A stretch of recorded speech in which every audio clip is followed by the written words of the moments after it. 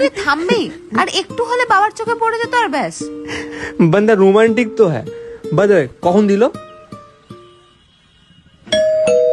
হ্যাঁ যাই।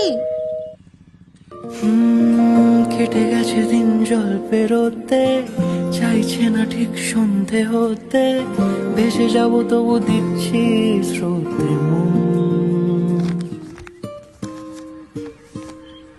কি তুমি?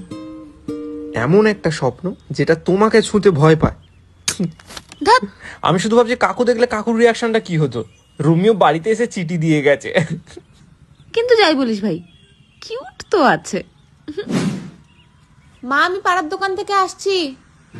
উঁচু নিচু ঢেউ রাস্তা নিচু, মিছিমিছি তবু নিচ্ছি পিছু, হাতে হাত যদি রাখো কিছুক্ষণ। হাতের লেখা খারাপ হলেও লেখাগুলো কিন্তু বেশ মিষ্টি।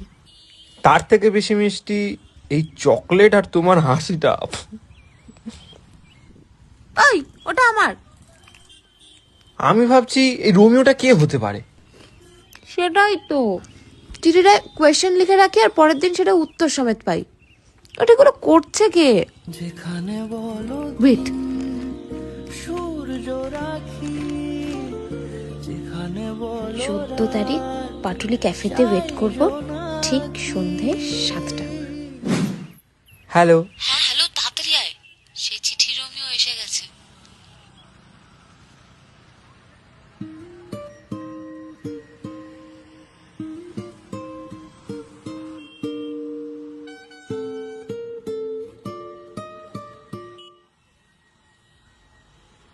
এই যে এসে গেছেন আমার ছোটবেলাকার বন্ধু সৈকত, আর ওর ঋষভ। আরে যে সেই প্রমাণ কি? না মানে প্রমাণ কি? চিঠিটা ও লিখেছে? আরে ওই তো বললো চকলেট ডের দিন চকলেট দিয়েছে, আবার রোজ ডের দিন হলুদ গোলাপ।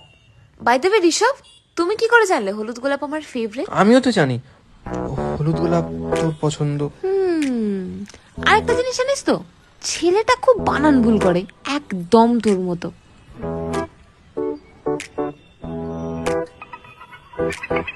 এটা আমার মাসির ছেলে। আমার সাথে লুকোচুরি খেলতে এসেছিস? কি বোকা রে তুই। তাহলে অ্যান্সারটা কি? কাল সকালে চিঠিতে লিখে দেবো। কেটে গেছে দিন জল পেরোতে, চাইছে না ঠিক সন্ধে হতে, ভেসে যাবো তবু দিচ্ছি